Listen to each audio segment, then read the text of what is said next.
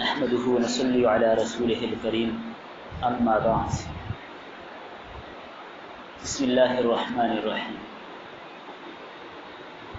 عن جابر رضی اللہ تعالیٰ عنہ قال، جابر رضی اللہ تعالیٰ عنہ فرماتے ہیں کان رسول اللہ صلی اللہ علیہ وسلم، نبی کریم صلی اللہ علیہ وسلم یعلمنا الاستخارۃ فی الامور کلھا، ہر معاملے میں استخارہ کی تعلیم دیتے تھے، کسورۃ من القرآن، جیسے کہ قرآن کریم کی صورتوں کی تعلیم، اتنے اہتمام کے ساتھ۔ یقول اذا ہم احدکم بالامر، فرماتے جب تم میں سے کسی کا ارادہ ہو کسی کام کے حوالے سے، فلیرکع رکعتین من غیر الفریضہ، 2 رکعت نفل نماز پڑھے، یعنی فرائض کے علاوہ 2 رکعت پڑھے۔ ثم لیقل، پھر یوں کہے، اللہم انی استخیرک بعلمک، اے اللہ میں تجھ سے تیرے علم کے ساتھ خیر طلب کرتا ہوں، بھلائی طلب کرتا ہوں، واستقدرک بقدرتک، اور میں تیری طاقت کے ذریعے تجھ سے طاقت طلب کرتا ہوں، واسألک من فضلک العظیم، اور میں تجھ سے تیرے بڑے فضل کا سوال کرتا ہوں، فإنک تقدر ولا اقدر، بے شک تو طاقت والا ہے میں طاقت نہیں رکھتا، وتعلم ولا اعلم، تو جاننے والا ہے میں نہیں جانتا، وانت علام الغیوب، تو سارے غیوبات کا جاننے والا ہے۔ اللہم ان کنت تعلم ان هذا الامر خیر لی فی دینی ومعاشی وعاقبت امری، اے اللہ اگر تیرے علم میں یہ کام، جو کام کر رہے ہیں جس کا آپ کا ارادہ ہے، یہ کام اگر میرے لیے بہتر ہے، میرے دین کے معاملے میں، میری معیشت کے حوالے سے، میرے انجام کے حوالے سے، او قال، یوں فرماتے، عاجل امری و آجلہ، یہ کام میری دنیا اور آخرت کے لیے اگر تیرے علم کے مطابق بہتر ہے، فاقدرہ لی ویسرہ لی، اس کی مجھے طاقت عطا فرما اور میرے لیے اس کو آسان فرما، ثم بارک لی فیہ، پھر میرے لیے اس میں برکت بھی ڈال دیجیے، وَإِن كُنْتَ تَعْلَمُ أَنَّ هَذَا الْأَمْرَ شَرٌّ لِّي، اور اے اللہ اگر تیرے علم کے مطابق یہ کام میرے لیے ناپسند ہے، برا ہے، فی دینی، میرے دین کے معاملے میں، ومعاشی، میرے معاش کے حوالے سے، وعاقبت امری، میرے انجام کے اعتبار سے، او قال عاجل امری و آجلہ، یا یوں فرماتے کہ میری دنیا اور آخرت کے اعتبار سے یہ کام میرے لیے برا ہے، واصرف عنی واصرفنی عنہ، مجھے اس سے دور کر اور اس کو مجھ سے دور کر، وَاقْتُلْ لِيَ الْخَيْرَ حَيْثُ كَانَ، اور میرے لیے خیر میسر فرما جہاں سے بھی ہو، ثُمَّ أَرْضِنِي بِهِ، اور پھر اس پر مجھے راضی رہنے کی توفیق بھی دی۔ قَالَ وَيُسَمِّ حَاجَتَهُ، فرمایا پھر اس کے بعد اپنی حاجت کا تذکرہ کرے، رواہ البخاری، امام بخاری رحمہ اللہ نے اس روایت کو نقل کیا ہے۔ یہ ایک روایت ابھی آپ نے سنی، لیکن ہے اتنی جامع کہ ہمارے جتنے بھی معاملات ہیں، ہر آدمی کو کچھ نہ کچھ کام درپیش ہوتے ہیں۔ آپ ذرا کامل توجہ کے ساتھ اس بات کو سنیے گا، سمجھیے گا اور اپنی زندگی میں اس کو لانے کی کوشش کیجیے گا۔ اصل بات یہ ہے کہ ہم لوگ سنتوں سے دور کیوں ہوتے ہیں، اس کی ایک بنیادی وجہ، اصل طریقہ ہمیں معلوم نہیں ہوتا۔ ہم نے یہ بات تو سبھی نے سن رکھی ہے کہ استخارہ کرنا ہے، لیکن استخارے کا طریقہ کیا ہے، استخارے کا مقصد کیا ہے، استخارے کا مفہوم کیا ہے، استخارہ کیوں کیا جاتا ہے، اس کا ہمیں کوئی پتہ نہیں، کیونکہ جیلی قسم کے عاملین نے اس میں پیوندکاریاں بہت کر دی ہیں، جس کی وجہ سے ہم لوگ استخارے سے دور ہو گئے۔ بعض لوگ استخارہ نہیں کرتے، کسی دوسرے کے پاس جاتے ہیں، آپ میرے لیے استخارہ کر لیں، بھئی آپ کیوں نہیں کرتے، کہ لیے میں گناہ گار ہوں۔ یہ جملہ ہم سبھی سنتے ہیں۔ بھائی آپ اگر گناہ گار ہیں تو اپنا گناہ گار ہونا اپنے تک رکھیں۔ نمبر 2، اگر آپ گناہ گار ہیں تو گناہ اختیاری چیز ہے، غیر اختیاری چیز ہے، آپ کے اختیار میں، آپ توبہ کریں، کیوں گناہ کرتے ہیں؟ آپ توبہ کریں اور استخارہ کریں۔ یہ عذر کر دینا جی میں گناہ گار ہوں غلط ہے۔ اور آپ نے یہ دعا سنی ابھی استخارے کی، سبھی نے سنی ہے، اس میں سارے متکلم کے سیکھیں، اپنے لیے اپنے لیے اپنے لیے، دوسرے کے لیے نہیں ہے۔ استخارے کی دعا خود پڑھیں، چلیں بھائی عربی میں نہیں آتی اردو میں پڑھ لیں، اردو میں پڑھ لیں، کوئی حرج نہیں ہے، لیکن استخارہ خود کریں۔ خصوصاً رشتے کے حوالے سے، بچی کا رشتہ ہے، بچے کا رشتہ ہے، وہ دونوں خود کریں، بچہ بھی کرے، بچی بھی کرے، اور اس کے والدین بھی کریں، کیونکہ والدین نے اس کے لیے رشتہ لانا ہے نا اپنے گھر میں، تو وہ بھی استخارہ کریں اس معاملے میں۔ والدین بڑی کوتاہی کرتے ہیں، بس کسی جیل یا عمل کو پیسے پکڑا دیے، بھائی آپ استخارہ کریں، وہ کوئی تسبیح بھی حساب کرتا ہے، کوئی دانے پڑے، بھائی میں نے استخارہ کر دیا، آپ کے چاند پتری ستارے مل گئے، بڑا اچھا۔ یہ سب ڈرامے بازی ہے، اس کی کوئی حقیقت نہیں۔ استخارہ خود کرنا ہے، اور استخارے کا مسنون طریقہ کیا ہے؟ حدیث آپ نے سن لی ہے، 2 نفل پڑھنے ہیں، 2 نفل پڑھنے کے بعد یہ دعا پڑھنی ہے، اور اپنی حاجت کو ذہن میں رکھنا ہے کہ یہ کام میرے لیے ٹھیک ہے یا نہیں۔ یہ سارا آپ نے سن لیا، یہ ساری دعا میں نے اردو ترجمہ بھی آپ کے سامنے کر دیا، آپ اردو ترجمہ پڑھ لیں 2 نفل پڑھنے کے بعد۔ اچھا میں آپ سے سوال کروں گا، یہ دعا آپ نے جو سنی ہے، اس دعا میں آپ نے یہ بات سنی ہے کہ یہ دعا پڑھنے کے بعد سونا ہے؟ نہیں۔ اس حدیث میں یہ بات آپ لوگوں نے سنی ہے کہ استخارے کی دعا پڑھنے کے بعد کسی سے بات نہیں کرنی؟ کوئی بات نہیں سنی آپ۔ اس حدیث کے اندر یہ بات نہیں ہے کہ استخارے کے بعد خواب آئے گا یا نہیں آئے گا، ہے خواب کا ذکر؟ کوئی خواب کا ذکر نہیں ہے۔ ہم لوگوں نے پیوندکاریاں شروع کر دی کہ استخارہ کرنے خواب آنا ہی لازمی سمجھا کہ خواب آئے گا اور پھر اس میں یہ ہوگا، اس میں یہ ہوگا۔ یہاں پہ تو نہیں ہے بھائی حدیث میں۔ اور پھر استخارہ کرنے کے بعد جی کسی سے بات نہیں کرنی، پھر ہم نے سو جانا ہے، پھر خواب دیکھنا ہے، اور اس سوتے وقت خوشبو بھی لگانی ہے، پتہ نہیں کیا کیا کچھ پیوندکاریاں استخارے میں ہم نے کر دی، جس کی وجہ سے عام لوگ استخارہ کرتے ہی نہیں ہیں کہ استخارہ تو اتنا مشکل ہے۔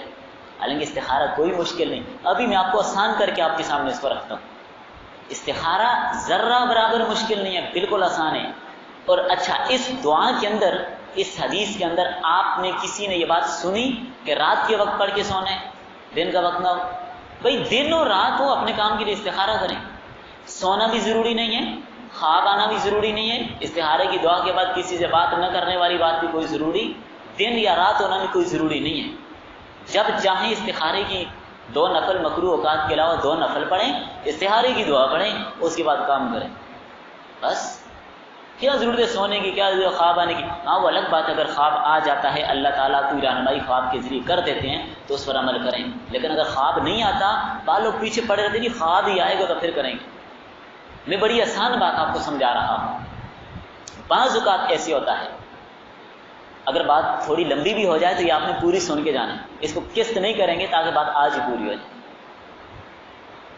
بعض اوقات ایسے ہوتا ہے کہ ہم استخارے کی دعا پڑھ لیتے ہیں، 2 نفل پڑھ لیے، دعا پڑھ لی، اب ہم نے وہ کام بھی کر لیا، بظاہر دیکھنے میں یوں لگتا ہے کہ یہ کام میرے لیے اچھا نہیں، یہ رشتہ جہاں سے کیا یہ لوگ اچھے نہیں، بظاہر یوں لگتا ہے، یہ جو کام میں نے شروع کیا بظاہر لگتا ہے کہ اچھا نہیں ہے، لیکن کیا تو آپ نے استخارے کے بعد ہے۔ اب میں آپ سے سوال پوچھتا ہوں کہ آپ نے استخارہ کر کے ایک کام کیا، اس کے انتخاب آپ کے لیے کس نے کیا؟ اللہ تعالیٰ نے۔ اب اللہ زیادہ جانتے ہیں بہتر ہے ہمارے لیے یا نہیں ہے، یا ہم زیادہ جانتے ہیں؟ بہتر تھا تو اللہ تعالیٰ نے راستہ آسان کیا کہ آپ نے یہ کام کیا، اگر یہ کام اللہ کے علم میں آپ کے لیے بہتر نہ ہوتا آپ یہ کر ہی نہیں سکتے۔ دعا یہ بتا رہی ہے، آپ غور کیجئے گا استخارے کی دعا پہ، دعا یہ بتاتی ہے کہ یا اللہ اگر یہ کام میرے لیے ٹھیک ہے تو اس کو کر دے، اگر ٹھیک نہیں ہے تو مجھے اس سے دور کر، اس کو مجھ سے دور کر، اور اگر یہ کام آپ کے لیے بہتر نہ ہوتا تو کبھی ہوتا ہی نہ، آپ کے لیے بہتر تھا تب ہوا، بس دعا پڑھ کے کام کریں، نہ سونے کی ضرورت نہ خواب کی ضرورت، اگر یہ کام آپ کے مقدر میں ٹھیک ہوا تبھی آپ یہ کام کر سکیں گے، اگر آپ کے لیے یہ کام بہتر نہیں ہے، بیچ میں کوئی ایسے غیبی رکاوٹ آ جائے گی پتہ ہی نہیں ہو جائے گا، آپ سائڈ پہ ہو جائیں گے، کوئی بہانہ لگ جائے گا جی ایسے ہو گیا ایسے ہو گیا، کوئی رکاوٹ آ جائے گی، لاک ڈاؤن ہو گیا جی، رکاوٹ کچھ بھی ہو سکتا ہے، آپ کے لیے جب بہتر نہیں خود بخود رکاوٹ آئے گی، خواب شواب کی ضرورت نہیں، اور پھر کوئی لمبے چوڑے کسی تذکرے کی ضرورت نہیں۔ اب دیکھیں نا، بعض اوقات آدمی بظاہر وقتی طور پر سمجھتا ہے کہ جی شاید یہ کام میرے لیے اچھا نہیں ہے، لیکن کچھ آگے چلتے چلتے سمجھے تو بڑا اچھا کام تھا، بھئی اللہ کے علم میں پہلے سے تھا کہ آپ کے لیے اچھے۔ انسان کمزور ہے، ہماری عقل ہمارا فہم وہاں تو نہیں پہنچ سکتا نا کہ اللہ تعالیٰ کے علم میں کیا بہتر ہے ہمارے لیے، کیا ہمارے لیے بہتر نہیں ہے۔ بچہ، چھوٹا بچہ جو ہوتا ہے وہ کسی چیز کو پکڑتا ہے، وقتی طور پر سمجھتا ہے بچہ کہ یہ چیز میرے لیے فائدہ مند ہے۔ دیکھیں 2 منٹ کے لیے دیکھ لیتے ہیں، کڑوی دوا ہے، والدین بچے کو کیا کرتے ہیں؟ دوا دے دیتے ہیں، وہ بچہ روتا پیٹتا چیختا چلاتا لاتے مارتا منہ ہلاتا کہ میرے منہ میں یہ کڑوی دوا نہ ڈالیں۔ کیا بچہ کیا سمجھتا ہے کہ میرے والدین میرے ساتھ کیا کر رہے ہیں جی؟ زیادتی کر رہے ہیں، کہ میرے والدین میری طبیعت کے خلاف ایک کام میرے ساتھ کر رہے ہیں، یہ اچھا نہیں کر رہے ہیں، میرے ساتھ زیادتی کر رہے ہیں۔ حالانکہ والدین جانتے ہیں کہ یہ کام اس کے لیے کیا ہے بھائی اچھا ہے، تب وہ کرتے ہیں، اس کو دوائی دے رہے ہیں، حالانکہ بچہ تو نہیں سمجھتا، بعد میں بڑے ہو کر سمجھتے نہیں ہمارے والدین نے تو بڑا اچھا کیا تھا، مجھے دوائی دی تھی میں ٹھیک ہو گیا۔ یہی حال انسان کا ہے، انسان وقتی نہیں سمجھتا کہ یہ کام میرے لیے بہتر ہے یا نہیں، لیکن اللہ کے علم میں وہ بہتر ہوتا ہے، بظاہر اگر کڑوا بھی لگے وہ آپ کے لیے بہتر ہے تب ہوا، آسان بات ہے۔ تو استخارہ آپ خود اندازہ لگائیں کتنا آسان ہے، ہر آدمی 2 نفل پڑھے دعا پڑھے اس کے بعد وہ کام کر لے، اگر آپ کے مقدر میں آپ کے لیے وہ کام بہتر تھا وہ ہو جائے گا، اگر بہتر نہیں تھا وہ ہوگا ہی نہیں بھائی۔ جب آپ دکان ڈال رہے ہیں کسی کام کے لیے، آپ رشتہ کر رہے ہیں، آپ کوئی سفر کر رہے ہیں، اس کے لیے آپ استخارہ کریں، یاد رکھیں استخارہ مباح کام کے لیے، اس کام کے لیے استخارہ نہیں ہے۔ آپ استخارہ کرتے میں زکوٰۃ دوں یا نہ دوں، آپ استخارہ کرتے میں نماز پڑھنے جاؤں یا نہ جاؤں، اس کام کے لیے استخارہ نہیں ہے۔ 2 جائز کام ہیں، ان میں آپ کو اختیار کہ یہ کریں یا یہ کریں، اس کے لیے استخارہ ہے کہ بہتر کون سے، بس۔ اور بعض روایات میں آتا ہے کہ وہ آدمی بڑا بدبخت ہے جو استخارہ نہیں کرتا۔ ہم نے کیوں چھوڑا؟ جیلی لوگوں نے پیوندکاریاں کی، ہم نے چھوڑ دیا، ہم نے کہا تو بڑا مشکل کام ہے، حالانکہ کوئی مشکل نہیں تھا، اور ادھر مسجد میں 2 نفل پڑھ کے دعا پڑھ لیں، اردو میں دعا کریں، بس کام کر لیں۔ اور اس کا ایک بڑا فائدہ آپ سب کو یہ ہوگا کہ اللہ تعالیٰ کے ساتھ رجوع، ہمیں ہر کام میں کس کی طرف رجوع کرنا چاہیے؟ اللہ کی طرف۔ ہم ایک کام شروع کرتے ہیں اللہ کی طرف پہلے رجوع کرنا ہے، یا اللہ میرے لیے بہتر ہے یا نہیں، اس رجوع کا ثواب الگ سے ملے گا اور آپ کو کام کا فائدہ الگ سے ہوگا، اور ہمیشہ کی ناکامی اور ندامت سے بھی محفوظ ہو جائیں گے۔ جو آدمی مشورہ کرتا ہے وہ کبھی نادم نہیں ہوتا، مشورے پہ انشاءاللہ کل بات کریں گے، اور جو آدمی استخارہ کرتا ہے وہ کبھی ناکام نہیں ہوتا۔ بعض لوگ رشتے کر دیتے ہیں، بعد میں پھر روتے پیٹتے رہتے ہیں، یہ ہو گیا وہ ہو گیا، بھائی استخارہ کریں پہلے، آپ نے استخارہ کیوں نہیں کیا؟ اگر آپ استخارہ کرتے ساری زندگی آپ کو رونا نہ پڑتا، ساری زندگی آپ کو ندامت کے آنسو نہ بہانے پڑتے اگر آپ استخارہ کرتے۔ اس لیے شریعت نے جن چیزوں کی تعلیم دی ہے ان پہ ہمیں عمل کرنا چاہیے، ہر کام میں اللہ کی طرف رجوع۔ حکیم الامت حضرت اشرف علی تھانوی رحمۃ اللہ علیہ عرب فرماتے ہیں میرے پاس بعض وقت لوگ، حضرت کے پاس تو لوگوں کی لائنیں لگی ہوتی، مسئلہ پوچھنے کے لیے آتے رہی، حضرت آپ سے بات کرنی ہے، مسئلہ پوچھنا ہے۔ حضرت فرماتے ہیں، آپ توجہ کیجئے ذرا، حضرت فرماتے ہیں جب وہ آدمی یہ بات کہتا کہ میں نے آپ سے ایک مشورہ کرنا ہے، بات پوچھنی ہے، مسئلہ پوچھنا ہے، کہتے میں فوراً اللہ کی طرف رجوع کرتا، دل ہی دل میں، اس کو نہیں پتہ چلتا کیا ہو رہا ہے، دل میں اللہ کی طرف رجوع ہو رہا ہے کہ یا اللہ یہ کیا پوچھے گا، مجھے تو کوئی پتہ نہیں، اے اللہ اس کا درست جواب میرے ذہن میں ڈال دے۔ اللہ کی طرف رجوع بھی ہو گیا، دعا بھی ہو گئی، بات بھی درست ہو گئی۔ مفتی شفیع رحمہ اللہ کا بھی یہ معمول تھا۔ مفتی تقی عثمانی صاحب دامت برکاتہم العالیہ فرماتے ہیں کہ حضرت کا یہ معمول تھا کہ کوئی آدمی مسئلہ پوچھنے آتا، حضرت تھوڑی دیر کے لیے جھک جاتے، ناواقف آدمی کہتا پتہ نہیں، تھوڑی دیر کے لیے خاموش ہو گئے، کیا ہو گیا، لیکن اللہ، اللہ کی طرف رجوع اللہ، کہ اللہ میرے ذہن میں ڈال دے یہ کیا پوچھے گا۔ اب دیکھیں دونوں کام ہو گئے، اللہ کی طرف رجوع بھی ہو گیا اور بات بھی آسان ہو گئی۔ اس لیے کوئی مشکل نہیں ہے استخارہ، اپنے ہر معاملے میں ہر کام میں استخارہ کریں اور سنت کے مطابق جو استخارہ ہے وہ کریں۔ بعض لوگوں نے نا مختلف رسالوں میں، کتابوں میں، یبکری شبکری، ان میں بہت سارے اس طرح کی باتیں چھپی ہوتی ہیں، تو کوئی کچھ بھی لکھ دیتا ہے، کوئی سنت کے مطابق جو عمل ہے اس کو لائیں اپنی زندگی میں، ثواب الگ سے ہوگا، پریشانی سے الگ سے بچیں گے۔ اب بعض لوگوں نے ایک من گھڑت استخارہ ایجاد کیا ہوا ہے کہ آپ استخارے کی نیت سے 2 نفل پڑھیں اور اس میں آپ ایاک نعبد و ایاک نستعین اہدنا الصراط المستقیم پہ آپ زور لگائیں اور زور لگاتے جائیں، اس کو بار بار پڑھیں۔ بھئی ایک ہی آیت کو نماز میں بار بار دہرانا یہ بھی سنت کے خلاف ہے، اس ترتیب سے، اور یہ نیت رکھ کے، اور پھر کہتے ہیں جی اگر آپ کا سر دائیں طرف گھوم جائے تو سمجھے کام ٹھیک ہے، بائیں طرف گھوم گیا تو سمجھو کام ٹھیک نہیں۔ یہ بعض مولویوں نے اپنی کتابوں میں یہ بات لکھی ہوئی ہے، حالانکہ یہ غیر شرعی طریقہ ہے۔ مفتی رشید احمد لدھیانوی رحمۃ اللہ علیہ نے اس کا وہ آپریشن کیا ان الفاظ میں کہ میں آپ کو کچھ نہیں کہہ سکتا۔